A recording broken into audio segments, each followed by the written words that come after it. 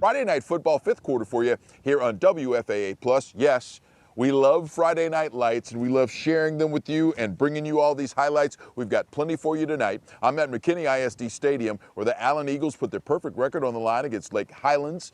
That is just one of many great games that we have in store for you. Our Mike Leslie was on the call for Friday Night Football, and that was the best private school game of the week. Argyle Liberty Christian, the fighting Jason Wittens, taking on Prestonwood. And our Michelle Montaigne was at another great 6A battle, Waxahachie taking on North Forney. And let's not waste any more time. Let's get right to Michelle, because I want to know all about that game, Michelle. Figured to be a pretty good battle. How did it end up playing out? Yeah, it was certainly close early and really pretty much through the third quarter. But then Waxahachie ultimately was able to pull away. You know, both of these teams entered this game with just one loss on the season. Both teams featuring future Division I players. And really for North Forney, their rise, the Falcons' rise this season has been in large part due to the play of quarterback Legend Bay. He's a four-star Ohio State commit. He came into this game with 1,600 rushing yards, 29 rushing touchdowns, has been one of the area's best players. So you knew he was going to do everything he could to try to carry his team to the next round, but he knew he was going to be up against it with this Waxahachie defense. He and North Forney certainly going to have their hands full, especially because the Indians offense can run it pretty well too. Demarion Cooper would break open the scoring in the first from 3 yards out, and it's 7-zip Waxahachie in a blink. But Bay, showing off why he is a four-star recruit, takes it himself, 27 yards on the QB keep. He ties this one up with 6.5 minutes to go in the first. But you had special teams even getting in on the action in this one. Hector Calderon III recovers a blocked Falcons punt in the end zone, and the Indians led 14-7 after one. Then Andikin Asukuno runs it in from 4 yards out. It's 17-14 in the second quarter. North Forney trying to keep in it, and then Jerry Meyer III, a TCU pledge. He came into this game with over 1,800 passing yards, finds senior wide receiver Cohen Brown, a Texas pledge, in the back of the end zone in front of John Goss's camera, and from there they just rolled. Waxahachie finishes this one out, winning at 37-20, and we caught up with the winning quarterback after the game. You guys walk out of here with a win. You advance to the next round. What did this one take to move on? I mean, it took everything. It took all sides of the ball, all three phases, offense, defense, special teams. We came in here and we got the job done. Great job by the team. Yeah, for you personally, 2 touchdowns with your legs, 1 through the air. What is that feeling like when you're able to perform like that in the playoffs? I just love to, do what I can for my team and help them win. And, defense steps up big and they do what they need to do. These guys obviously love you.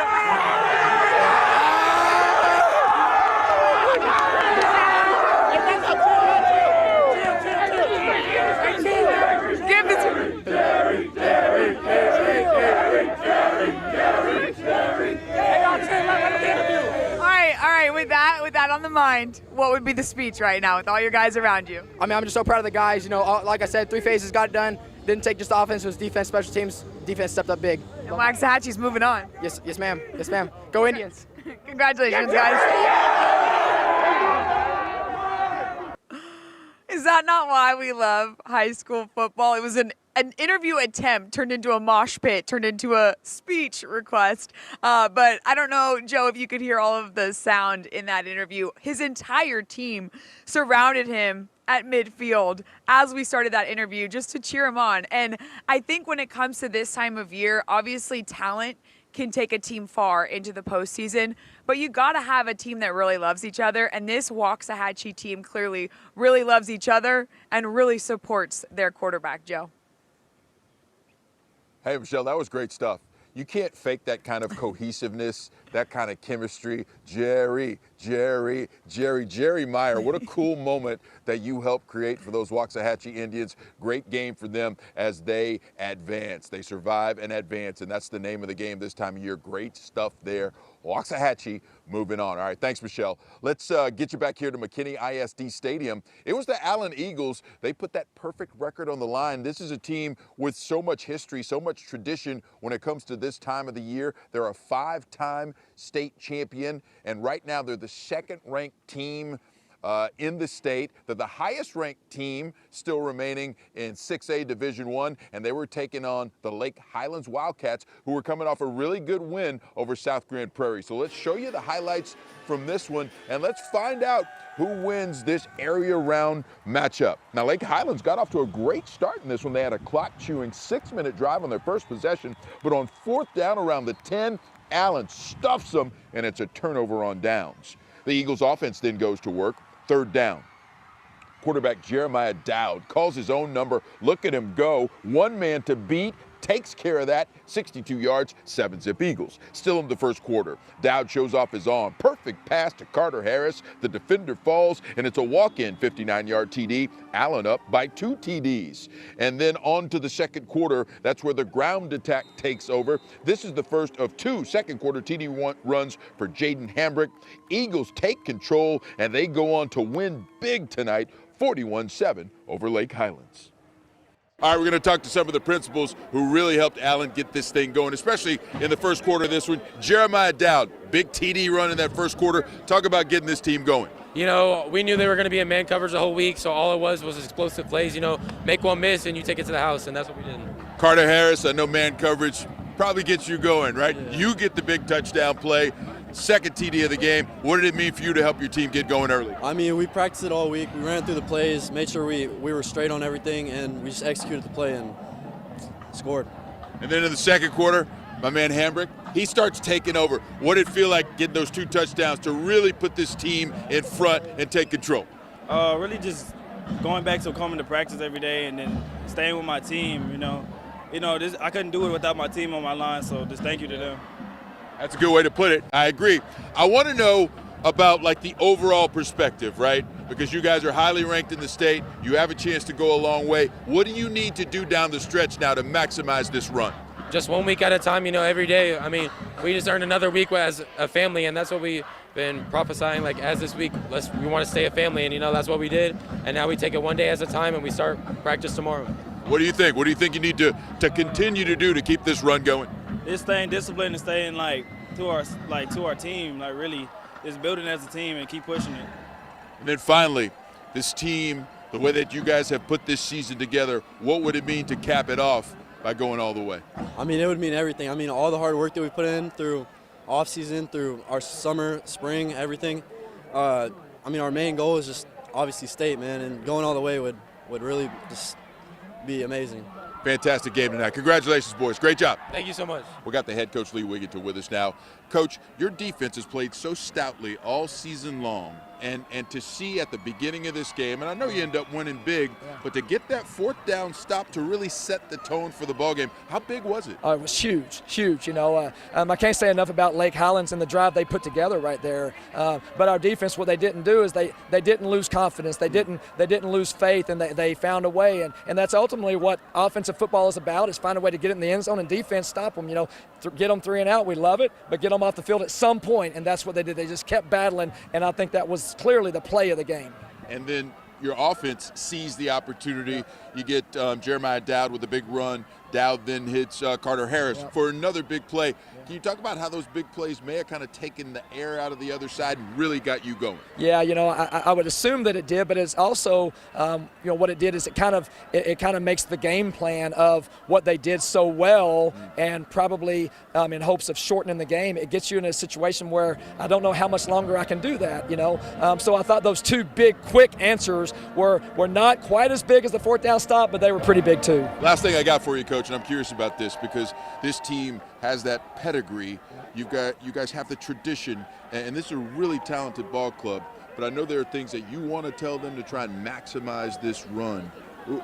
What are your thoughts in terms of those messages for your team? Yeah, it's just that every day is a day that you have to attack. When you show up, you're not thinking about the fact that you just won a playoff game. You're not thinking about the fact you came back and won a game the week before. You're thinking about what can I do to get better? How much can I continue to work? And that's what they do.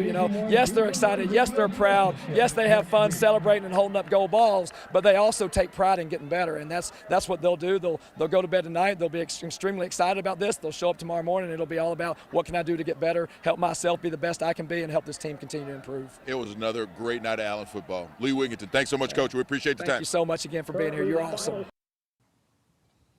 Yeah, listen, that is a stout team, and we know that we can throw the ball all around the yard here in Texas high school football, right? And that's how a lot of state championships are won. But that defense for Allen, absolutely fantastic. I did the math. They're averaging less than 9 points a game given up on the entire season now.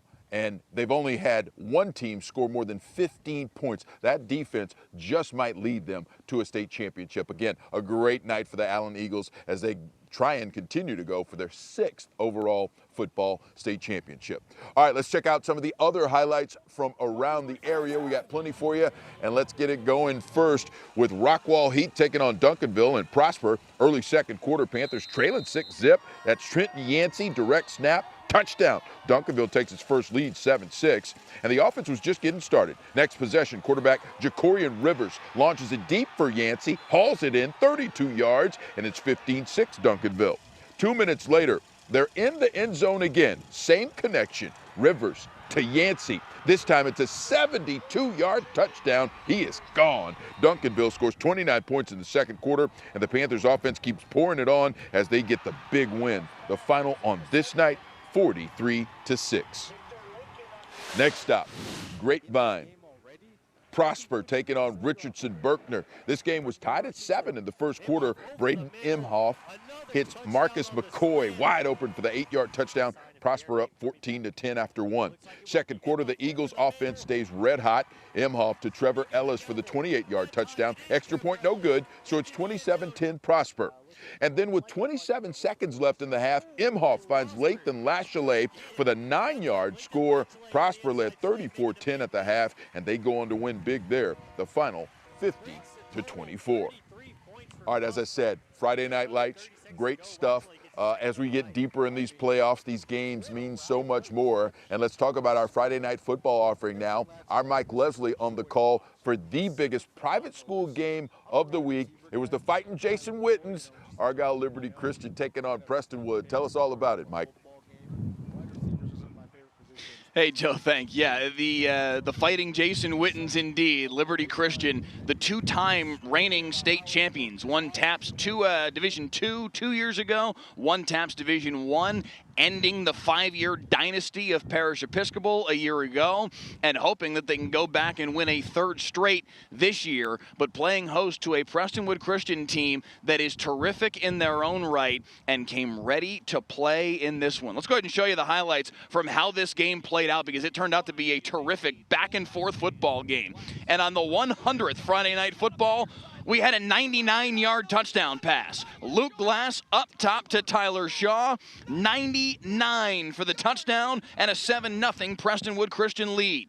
Back came Liberty Christian. Quinn Murphy taking this one 75 yards. The quarterback keeper showing off the wheels, showing off his ability to make guys miss downfield. 7-7 midway through the first quarter. It was 14-all at the end of one. 21-14 Prestonwood. And when their defense came up with a big play, a scoop and and a return to the 21. The next play, William Taylor's in the end zone, 28-14. Back comes Liberty Christian, still before halftime. Murphy hits Graham Nixon over the middle for the touchdown, 28-21. It was 34-21 at the break. 41-28 now in the fourth, and William Taylor would put the football game away.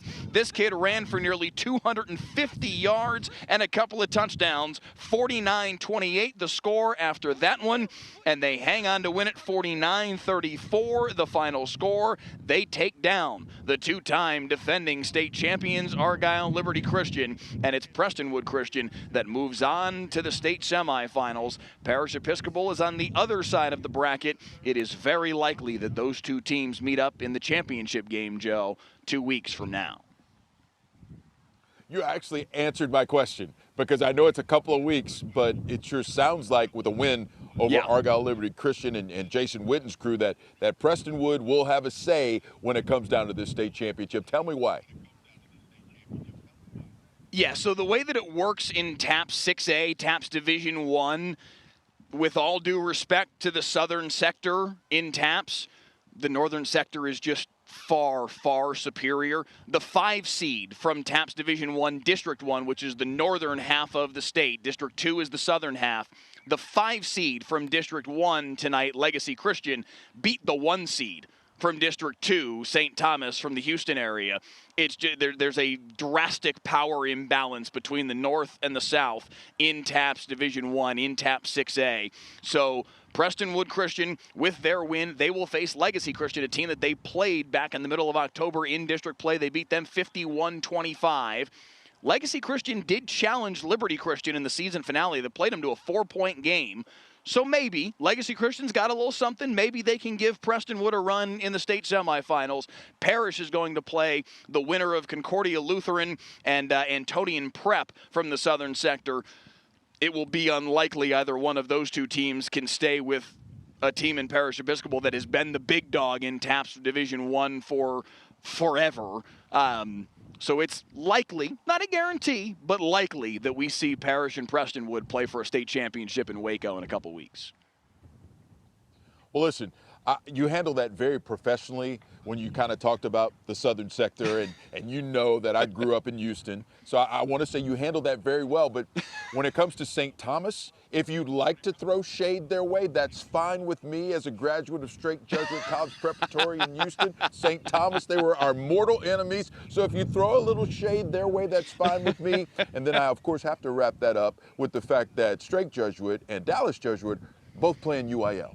They're not in TAPS. So let's just, the shade's okay. In that respect, it's just fine with me, Mike. Hey, great stuff. Hang on, because I have one more question Nothing for wrong you. with that at all. You always want the worst for your rival. It's just the way things are. And for Parish and Prestonwood, they're going to have the opportunity to give their rival the worst potentially here in the state title game in a couple weeks. No doubt about it. Hang on, I got one more question for you. But before we do that, you guys know how we do it here on Friday Night Football, fifth quarter. It's not just about football. That may be the focus. It's obviously the focus, but we include the cheerleaders. We include the drill teams, and we also have to include the band, especially when we're at an Allen game, because it's just different. So it's that time now. Let's strike up the band. 5, 6.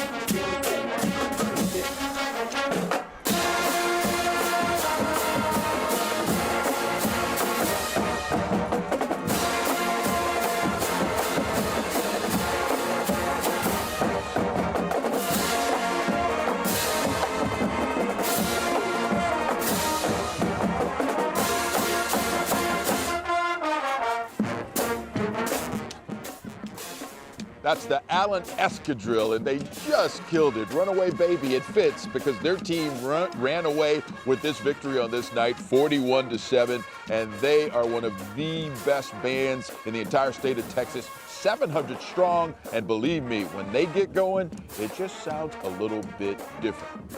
All right, let's bring Mike back into the picture to wrap things up because, you know, what we try and provide for you on Friday Night Football and Friday Night Football fifth quarter is something that's special about our state and about the way we go about football. And Mike has done a fantastic job of doing that for years now. So, Mike, I do want to give you the forum here. I want to give you the floor because that 100th game is a milestone, man. That's a big deal, providing a lot of content and providing a great service to a lot of people in our state who love high school football. So I'm curious, man, what does it mean to you? You know, it's something that I didn't realize was coming until only a couple of weeks ago. Heckman and I got talking about it, and we were looking through. I've got a list on my phone of all the games that we've ever done. And we just started talking about, because it was Jackson Smith and Jigba that made me think of this. Jackson Smith and Jigba won NFC Player of the Month, Offensive Player of the Month last month for the Seahawks. And I thought, shoot, we had him on our air. Second game we ever did. Arlington Bowie against Rockwall, and he played in that game, scored 4 touchdowns, went off, had a terrific game because of course he did, because he's Jackson Smith and Jigba. And the thought crossed my mind, shoot, did we see the best player we've ever seen on any of the broadcasts we've ever done in the second game we ever did? Which then sparked the thought, wait, second of how many? And I started counting up. I was like, son of a gun, we're going to hit 100 this year. That's pretty cool. I went through, my favorite thing about this, I went through this week and built a list of everybody that's been a part of a Friday Night Football, or going back to 2018 and 2019 Thursday Night Lights broadcast. Joe Trahan, you're on that list. Jonah Javon's on that list. Yep. Cynthia Izagirre and Dale Hansen are on that list from the game that we did between Plano Senior and El Paso Eastwood back in 2019. Name after name after name on that list. So many people that have poured blood, sweat, and tears into this project. It is the thing that I enjoy most about my job. It's the thing that I'm proudest of within this 10 years that I've spent at WFAA. Really, really cool, and it was totally accidental that we came across, holy smokes, we're going to hit 100 here real soon, and that allowed me to at least plan a little bit for tonight. But yeah, very cool to hit that milestone because it has been such a fun thing for so long. Well, you deserve a lot of credit for it, man, because it's been your baby, and it is growing up quite well. It is looking quite good as it continues to grow. And again, I mean, it's been one of those things that WFAA Plus has been a great platform for it.